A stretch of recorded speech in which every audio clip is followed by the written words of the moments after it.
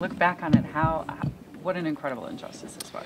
Yeah, I mean, I got involved in this movement from the beginning of back in the 90s when DNA came to the forefront.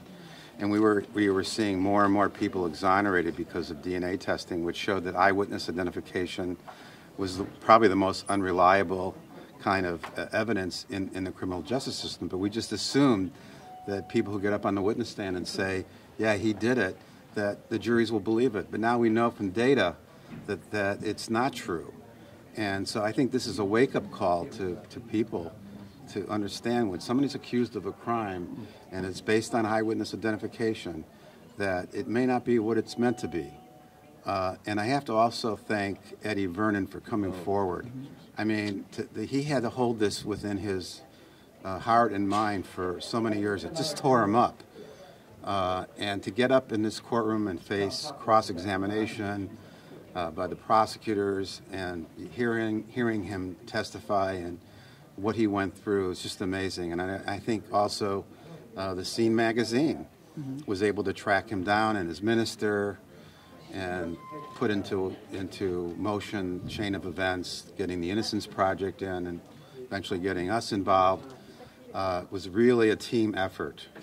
And a lot of people put a lot of hours and time into making this happen. Talk again about what this is like as an attorney. This doesn't happen. These cases don't happen. Well, this is why I became a lawyer. I mean, to correct injustice. I mean, what better thing to do as a lawyer than to undo a wrong? This makes it all worthwhile. And I'm really just so happy for Wiley and Ronnie and Ricky.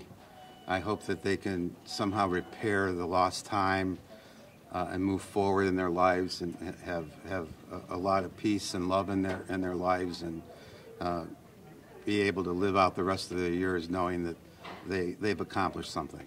Where do we go from here? I mean, these guys haven't had jobs. They don't have money. Well, we're going to make sure that there's a good support network to make sure that the transition, this world is a crazy place. And, when you're in prison, it's like, they tell you what to do, when to eat, when to go to sleep. There's no technology. And now this is a totally different world for these guys. Sure, so it's going to take time. Are you going to file with the Court of Claims? Well, we'll be talking about that as we move forward. We haven't made any decisions yet.